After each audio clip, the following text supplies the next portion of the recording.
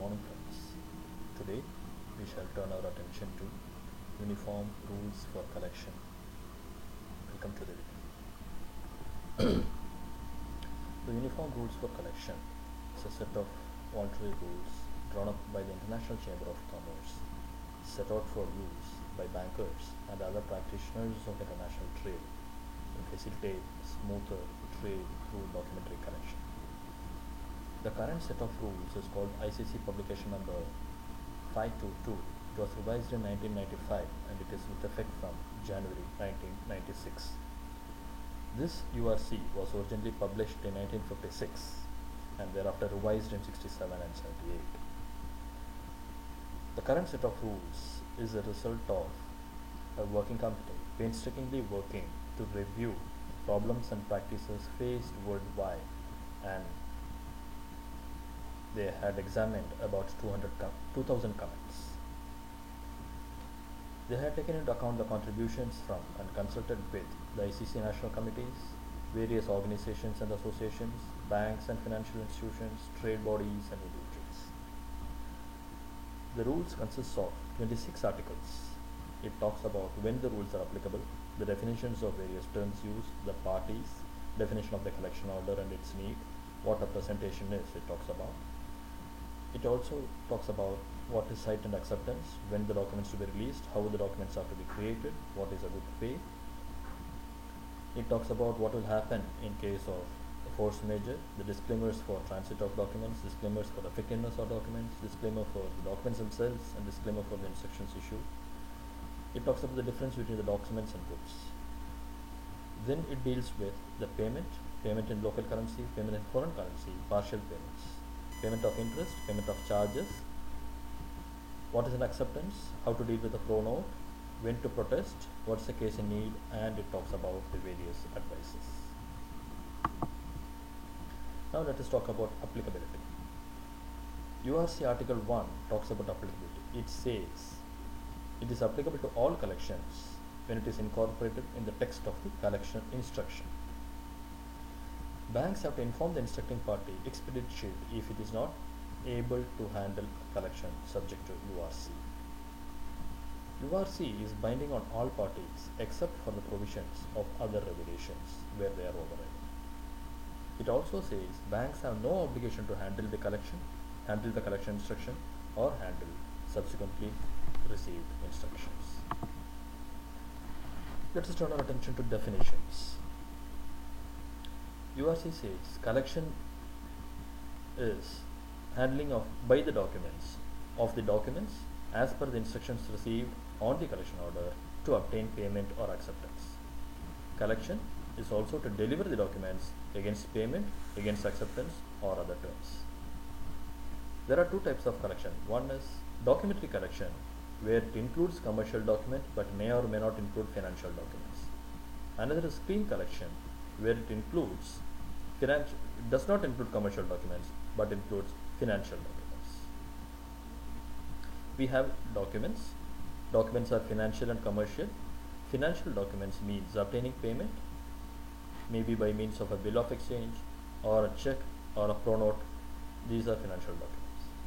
The commercial documents are invoices and other documents of title like a bill of lading or an insurance document and other similar official documents.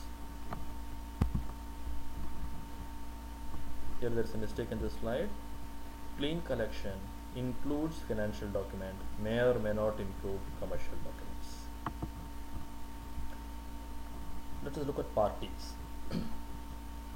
Parties to the trade. First party is the principal, the party who entrusts handling of the collection to the bank.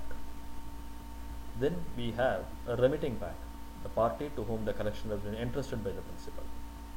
We have a collecting bank, the party in the process of collection, the party who processes the collection upon the request or authorization of the remitting bank. A presenting bank, the bank that makes presentation to the drawee. It can be same as collecting bank, it can be different. Presenting bank is the bank that delivers the documents and obtains payment. We have drawee. Drawee is the party to whom presentation is made to the party who is supposed to take the delivery of documents and effect payment or acceptance.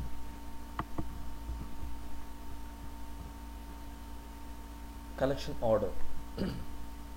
A collection order should contain details of the reference of the bank from whom the collection was received, all details of the bank and the reference number. It should contain the details of the principal, details of the drawee. The details should be complete, like name, address, phone number and other things. The details of the presenting bank, who should be making presentation to the drawee, what is the amount to be collected in which currency, and what's the domicile of the presentation, in which place, how, when, where. It should also include the details of the number of documents enclosed, the number and the name. Bills of lading, 3 originals and 2 copies, something like that. It should contain the terms and conditions of document delivery.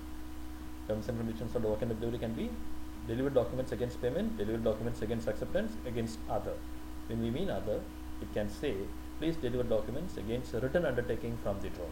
This is what the other document is. It also talks about receiving payment or acceptance. If information is incomplete or incorrect in the collection order, the collecting bank is not responsible or liable thereafter.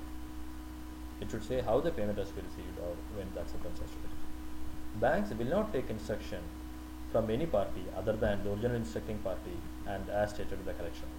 Original instructing party means for a collecting bank, it is a remitting bank. For remitting bank, it is the principal. For presenting bank, it is the collecting bank or remitting bank. As stated in the collection order means either it will say, please approach a case in need or get back to us. Banks will not look at documents for instructions, which means the collection order has to be complete, clear and precise. The collection instruction should accompany all the documents sent on collection. If documents are sent on a documentary collection basis subject to URC, it should have a collection order. Not only that, it should be complete and precise, it should say the collection is subject to URC. What are the charges? Whether it can be waived? What is the interest to be collected? If yes, at what rate? For what period? When the interest will start and how the interest will start and what's the basis of collection? Is the interest for delay in payment or is the interest in delay in acceptance also? Things like that. What to do in case of non-payment, non-acceptance, non-compliance?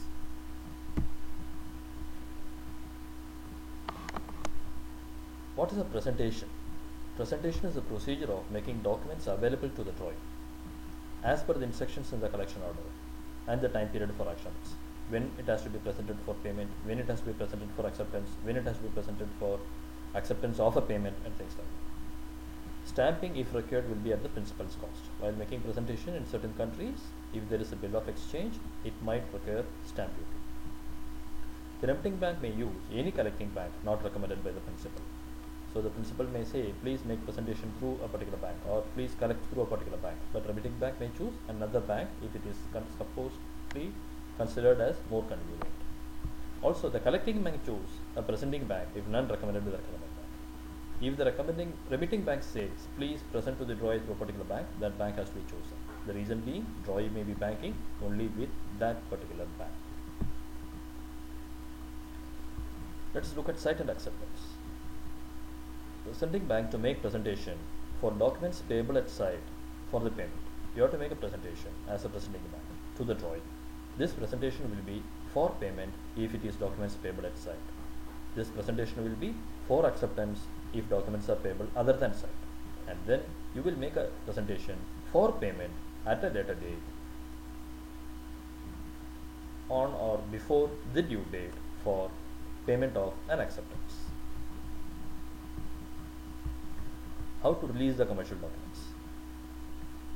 Documents can be released against acceptance or against payment. These are the two ways you release the commercial documents. There should not be a bill of exchange payable at a future date if it is to be released against payment.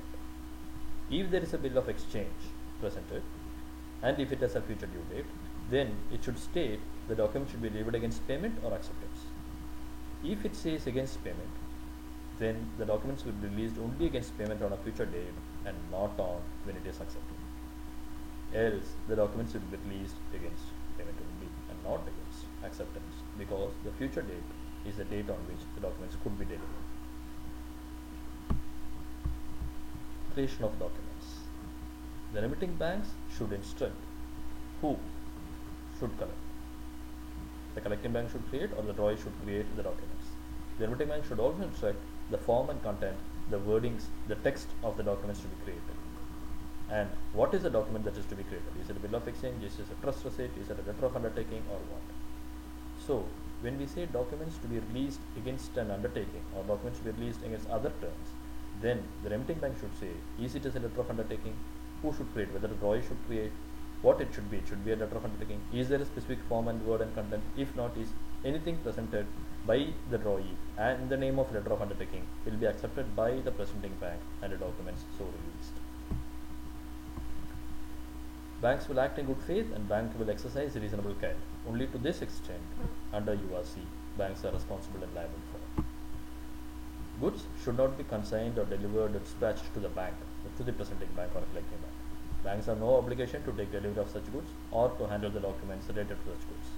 Banks will not arrange for warehousing, insurance, stock keeping of these goods except as agreed.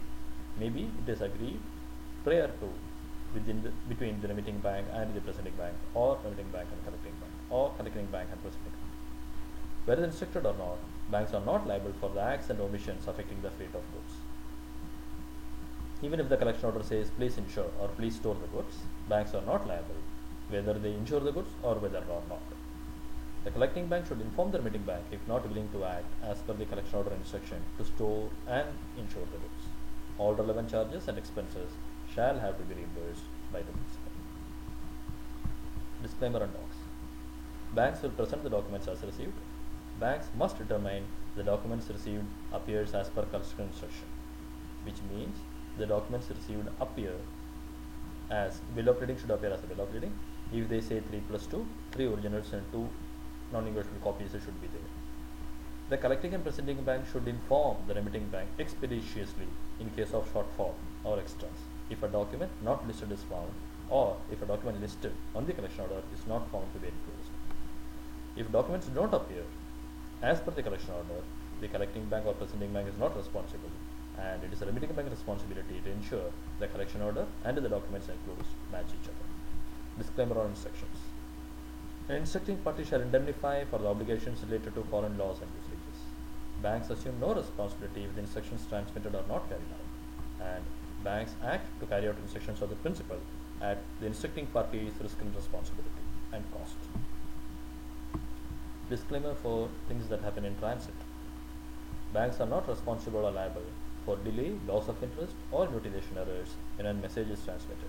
Banks are not responsible for the transmission error, translation error, or telecommunication error. Delays due to clarification sought by the presenting bank to the remitting bank or with the remitting bank the delay shall not be attributed to the presenting bank. Disclaimer on effectiveness of documents. Description, quantity, weight, quality, condition, packing and delivery, value, existence of the goods represented by these documents. Banks are not responsible for this. So, if the goods and the documents do not match each other, banks are not responsible. Banks have no responsibility for the form, sufficiency, accuracy, genuineness, falsification or legality of the documents presented, or the conditions stipulated on the documents or superimposed on them. So whatever BL or the insurance document or the invoice may state, the contents, whether it matches with the documents or not, whether the documents match with the other contents or not, goods or not, banks are not responsible. Banks are also not responsible for the acts of the consignors, carriers, consignees and insurers. Banks are not responsible for the solvency or standing, acts or omissions or the goods or the documents given by the consignors, consignees, carriers or insurers. Force majeure. Force majeure is nothing but interruption of business.